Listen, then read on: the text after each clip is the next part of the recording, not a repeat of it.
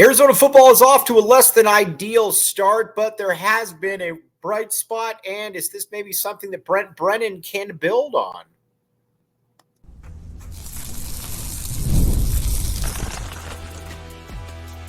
You are Locked On Wildcats, your daily podcast on the Arizona Wildcats. Part of the Locked On Podcast Network, your team every day. I'm your host, Mike Luke, and thanks for keeping it Locked On Wildcats. You go ahead and check out FanDuel if you get a moment, because, again, FanDuel is where you want to be. FanDuel.com, again, you're in the middle of college basketball or college football, and you got college basketball right around the corner. Then you've also got the NFL, the NBA is here as well. Check it out, FanDuel.com. Again, all kinds of really good stuff there. All right, now, let's talk about some Arizona football. Now, I think the one thing that I think so many people are maybe a little bit frustrated with is that, the Arizona offense has not been good, and we're going to circle back to that by the end of the show. But the first thing, though, that I want to give a little bit of kudos to with Brent Brennan is he got a defense here, and he got the right man to be able to deal with this defense, and that is Duane Akina. I think with Duane Akina, the one thing you're like, all right, was he a little bit too old? He hasn't really been a defensive play caller in a long time. What exactly could you expect from Duane Akina? And so far, so good. It's been really, really good for Arizona. Listen, with Akina, there's a couple different things that I think that we need to talk about. First of all, he is incredibly motivated. Arizona football means the world to him. You can go to practice, you can go to a game, you can go anywhere, and you can just tell that this matters to him. And you watch him coaching, you watch him run up and down the field. The dude just gets it. And I think about this all the time. Like after Jed Fish's second year, where it looked like the offense was going to be really, really good, but the defense was, quite frankly, was not going to be that good. And he brought in Duane Akina as an analyst. Well, Duane Akina got on the same page as Johnny Nansen very, very quickly. And watching him, you could also tell that he was the one that was able to get all of this together. And I think that's what's exciting about all of this. With Duane Akina, you know that everything with him is about communication and having people lined up, being in the exact same page at the exact same time. And I think that's what's very exciting about him. And he talked about it before, in year two or whatever, you would have the safeties and you would have the cornerbacks meeting in different rooms. Well, one of the first things he did was, we need to correct that. We need to have all these guys in the same room because they need to be able to know what they're doing. So it's not just this regimented, okay, from point A to point B to point C to point D. You look at his resume, and he is, quite frankly, he's the best defensive backs coach in college football history, and I don't even know that it's close. When you coach 3 or 4 Thorpe Award winners, 11 first-round picks, a ton of first-team All-Americans, kind of speaks for itself. And you do that ranging from Arizona to Texas to Stanford. Like I said, the guy's resume just speaks for itself. There were a lot of questions, though. He hadn't really called plays. And in those first couple games, it did not look great for Arizona. I think that, to put it mildly, it didn't look like, maybe this was the right thing. Now, again, I was still all in on Akina, but there were a couple, questions about, all right, this team is not able to control the edge at all. And you saw that against New Mexico. You also saw that against Kansas State. But what Akina does is he's always been somebody that does a very good job of taking inventory of what he needs to correct. And he goes about and he does it very quickly.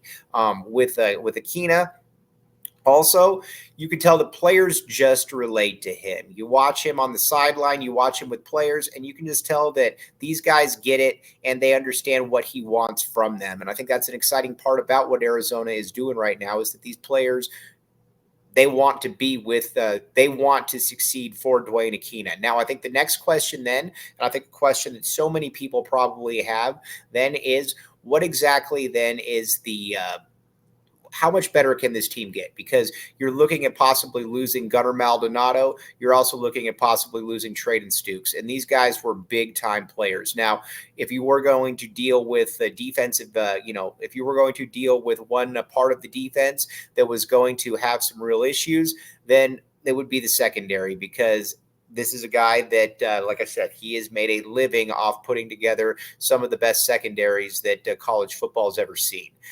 He is and you still got some talent, and I think that's where you're still, if you're Arizona, you still feel pretty good about where things are in the the secondary, especially. Already that you've still got Tacario Davis. Tacario Davis is an absolute stud. We all know that. With Tacario Davis, the thing that you got to understand as well is that he's not going to ever intercept the ball. That's I think that goes without saying. He's never going to intercept anything, but he is going to get his hands on a ton of different deflections. He's going to do a lot of different things, and Duane Akina is going to be right there to help him with that. So you got that.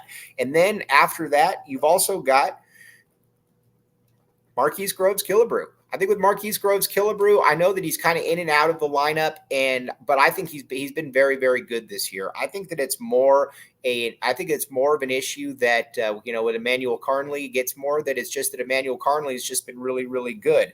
And but again, I think Marquise Groves-Killebrew comes at you, kind of with that comes at you with that, that size that you've had.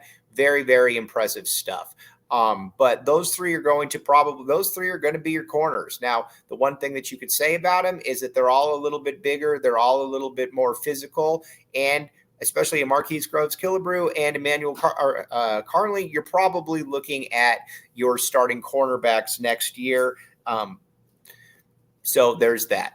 Then at the safety spot, you got Genesis Smith, you got Dalton Johnson, and then you got Owen Goss. Now, Owen Goss has been somebody that has not necessarily been good during the regular season, but the coaching staff still likes him. And I think with Akina, you can figure out some ways to basically scheme to be able to keep him out there. But the secondary still has a lot of talent, and I think that's something you got to be excited about with this secondary, especially. I think the one thing though is, you got to start forcing some turnovers. And again, they did a pretty good job with it. Now, granted, it wasn't all that, but, getting fumbles from Taj Brooks. But you got to start getting some interceptions. If you can get some interceptions, then I think it makes things a lot easier for the offense and everything that you're dealing with. So there's certainly that.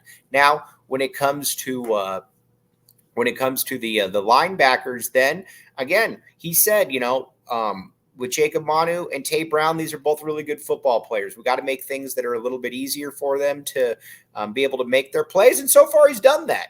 And Manu is back to kind of looking like a wrecking ball again. And with Manu, that's the one thing is you just need him to be able to feel comfortable where he looks like he's getting downhill, he's making plays. And because, again, he is kind of the linchpin to this secondary. If he's making plays, then Arizona is in pretty good shape. And I think that's something that you got to be able to keep in mind.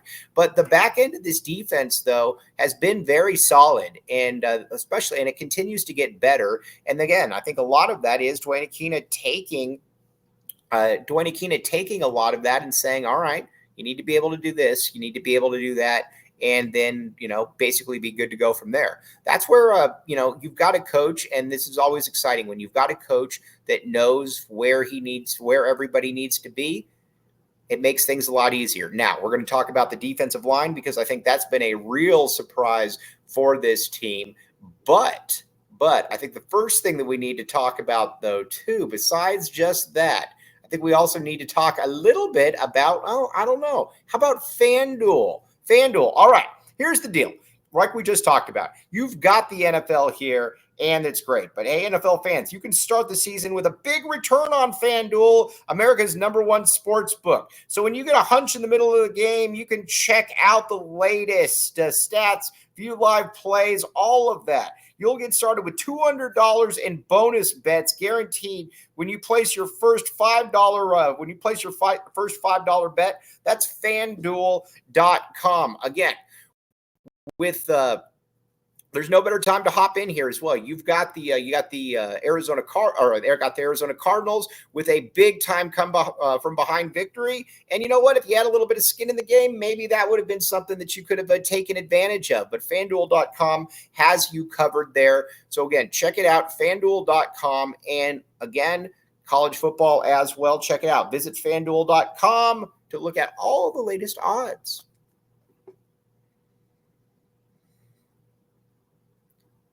Thanks for keeping it locked on Wildcats and making this your first listen of the day. I am your host, Mike Luke. All right, now let's talk a little bit about the defensive line, because that's been another thing that Akina has done a really good job with. And I'll be honest with you, I thought with the defensive line, I was worried. I thought that this could be something that could be a real problem for Arizona. I didn't love at all what I thought it was okay, but you were losing a lot of players. You were losing BBN, which is obviously a big one. You lose Big Bill Norton. You also lost Tyler Manoa, Tia Savea, Taylor Upshaw. You lost a lot of different dudes. So that to me was always a little bit of a concern. So, but either way, they have done a very, very nice job of retooling. And I think a big part of that starts with Isaiah Johnson. I think Isaiah Johnson is the best interior lineman on the team, and I got to give them a lot of credit for going ahead and putting him in there, because, again, he is while Chuba can do some good things in the middle, Isaiah Johnson is the guy that is also big, strong, and has a little bit of quick twitch to him as well. When you've got somebody like that, you know that he can be a little bit more of a problem for a defense or an offense, and he's been just that. So that's been exciting to watch him and what he's been able to do. Now, I think the next step is next to him, you got Big Stanley, who's been good. When are you going to get back Chuba? Because, again, at that point, that's not a bad three-man lineup right there. I think that's where Arizona, I think, can make some real headway, and they've done a very good job overall of stopping the run. And I think that's something that I didn't necessarily see being the case this year. As a matter of fact, I thought that was not going to be the case this year. I thought that there was going to be a real problem with that. So there's been that. And then on the edges, I got to give, Trey Smith's been solid. We've talked about some of the nepotism. I think that's probably come into play a little bit with San Jose State guys, but I think the nepotism, with Trey Smith, that has not been one of those cases. He's been a solid defensive end. I don't know that he's going to play in the NFL. I also don't know that he's not going to play in the NFL. And I think if you're Arizona, you feel pretty good about where he's been. With Smith, though, also you just got to understand too that he's solid. I don't know that he's any. I don't know that anybody that Arizona lost last year is any better than him. He is I think he eventually can be a fringe all conference type guy.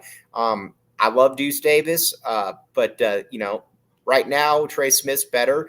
Isaiah Ward, solid player, but I'll still take. I think Trey Smith's been good, so I got no problem at all with that. And then on the other side, Akina's done a very nice job as well of being able to kind of figure out who needs to be in, who needs to be out. He did a very, very nice job of, I think, figuring out pretty early on that Lance Kennelly is not very good. And he's got Chase Kennedy in there. Chase Kennedy has been very, very good for Arizona. And I think that it's kind of fair to say that at this point that he's going to be one of your playmakers. They also feel pretty good dropping him into coverage, which is something I don't necessarily love from my defensive end. But if Duane Akina feels great about it and it kind of mixes up things for a defense, then I'm all right with that. I really am. So there's obviously that. Then with when it comes to kind of your depth, you've also obviously Tai Uiagalelei, somebody that the coaching staff very much likes. And so, again, overall, this defense, I think, has been very, very good. And I think what's exciting, too, is that it continues to get better. And when it continues to get better, that's something that you got to feel pretty good about. I do think that right now we're at the stage where you do know that How much better can you get, though? Because, again, you do know that Arizona is going to be going against some really, really good offenses here. You got Colorado right around the corner. This is not the game where you want to be banged up in the secondary. But, again, it is what it is. Nothing is necessarily ideal at this stage. So that's something that you got to keep in mind.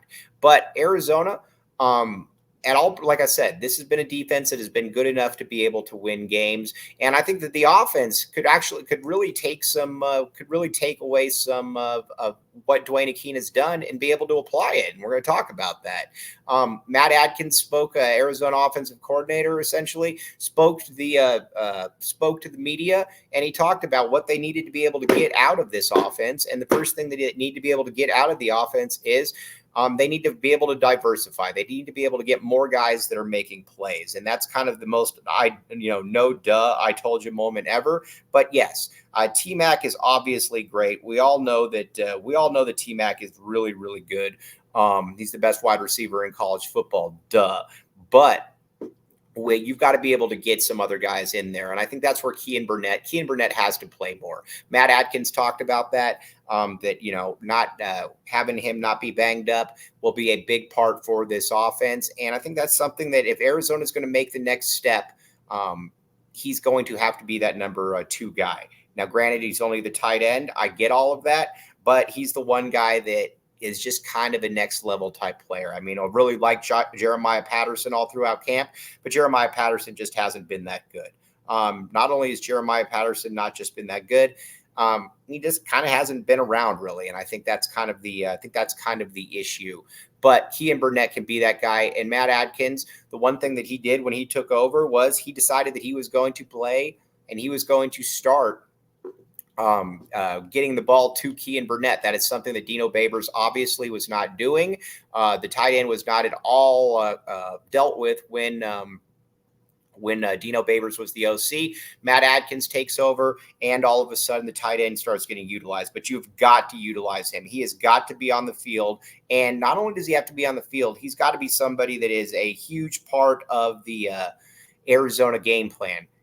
And if he's a big part of the Arizona game plan, I think you're going to see that this could be a much better situation for Arizona because he's just a matchup nightmare. He's too big, he's too fast, and he's too strong for basically anybody that's trying to cover him. So there's that. You also got to play him a lot more than Sam Olsen. Sam Olsen, I give a lot of credit for being being a good soldier, all of that, but Sam Olsen's just not that good. Kean Burnett is in a drastically different league than him. No matter what, Kean Burnett has to be out there, and he's got to be out there playing a lot of football because he is that good. And then you've also got Ryan Stewart. Listen, what Duane Akina did was he decided, he figured out pretty quickly who were good players and who were players that probably could take a little bit more of a bench role. Ryan Stewart doesn't need to be out there. You got to start playing the best players, period. Ryan Stewart's not one of those guys. The offensive line is good when you've got the right guys out there, and that is Big Rhino at one of the tackles. Then you got Jonas Savanea at another one of the tackles, and then you got Wendell Moy, you got Alexander Deuce, and then you've got Josh Baker. That is your line. That is your line. You don't need to be switching guys in the middle of series, anything like that. Now, listen, if somebody gets hurt, I get it, but I also think that it's fair to say that this is a team that needs to have its best players out on the field. That doesn't have the margin for error to get away with that. And a big part about it too is that you watch them and you're like, okay. When you saw Big Rhino out there, it was different. It was just different. And the same thing with Deuce. I didn't know what to make of Deuce, but Deuce is a player that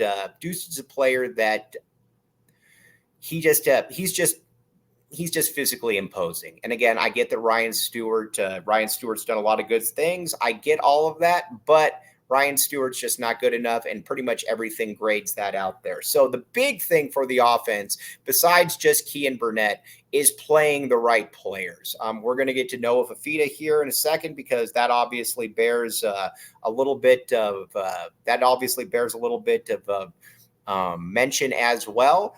But the big thing, like I said, you've got to play Burnett, and you've got to play you've got to play Alexander Deuce. Now, we're going to get to Noah Fifita here in a second, because as great as Noah Fifita is, there's also a few things that you've got to be able to figure out when it all comes to this. But first, Gametime. Again, check it out. Download the Gametime app. Use code LOCKEDONCollege for $20 off your first purchase. Terms do apply. Okay, now, here's the deal with this. Take the guesswork out of buying tickets with Gametime. Again, download the Gametime app, create an account, and use code LOCKEDONCollege to get $20 off your first purchase. Terms apply.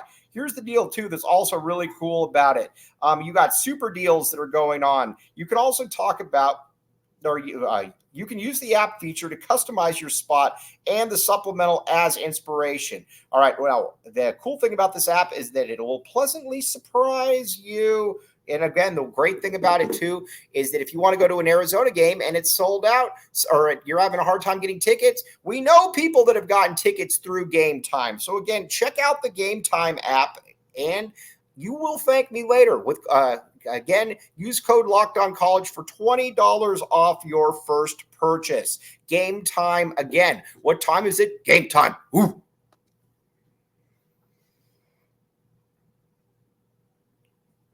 Thanks for keeping it locked on Wildcats and making this your first listen of the day. I am your host, Mike Luke. All right, now let's talk a little bit now about where this team is when it comes to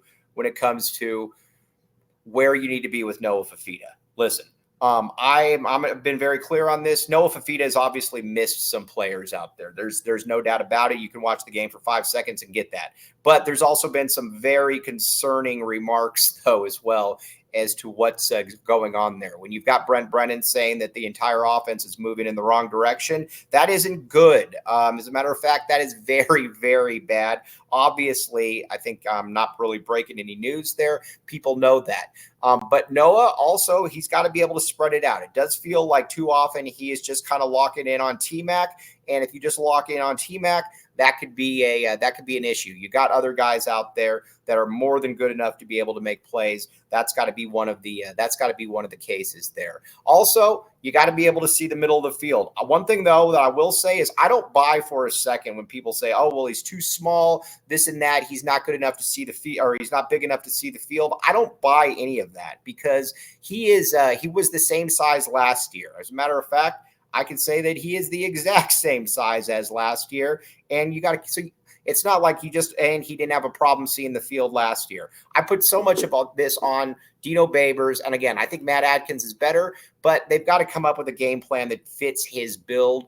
And if you fit his build, then I think Arizona is going to be just fine, because he didn't just forget how to play. And not only that, not only has he not just forgotten how to play, he is a dude that Arizona was probably going to win this game with. And not only were they going to win the game with, and we're sitting here talking about something else before T-Mac fumbled.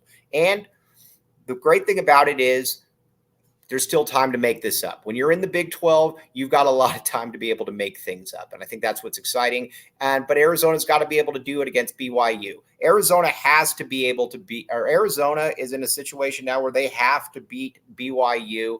And if they beat BYU, I think that you're right back in it, because this is a team that's undefeated at this point. And honestly, we're going to talk about it Friday a little bit, but I do expect Arizona to beat BYU. I think that this is the type of game where Arizona bounces back, and I think they do end up beating them. So we will see, but that's going to be a big part of this. How are you going to make this happen?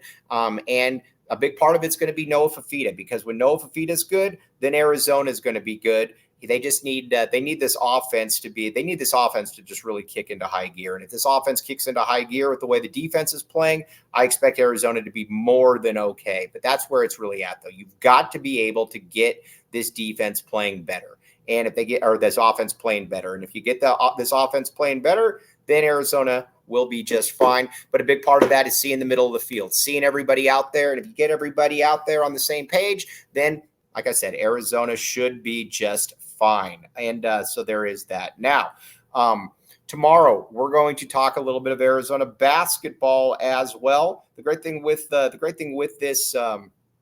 with this team is that, like we talked about, you watch the red-blue game and you can see that there's a lot to like about this team. There's a lot to like about this team. So there's certainly that.